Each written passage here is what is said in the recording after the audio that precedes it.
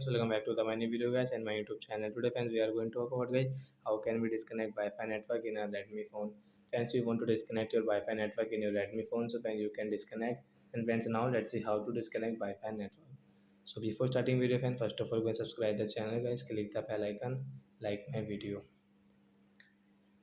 First of all guys, we will on phone setting to disconnect Wi-Fi network and guys scroll it. Friends, you can see guys your phone Wi-Fi setting guys, click on your Wi-Fi setting and which network guys you have connected, and friends you want to disconnect in your Redmi phone. So friends, how can you disconnect? And right side arrow guys, tap here. Friends, you can see guys this type of setting. So friends, you can see this modify network and forget network. So friends, you will have to click on this forget network to disconnect. So Wi-Fi network will disconnect and we will off our phone Wi-Fi setting. So like that guys, you want to disconnect your Wi-Fi network in your Redmi phone. So friends, you can disconnect, and friends, bye, we will meet on next video with new topic. Before going, please go and like the video, subscribe the channel. Bye friends, thanks for watching.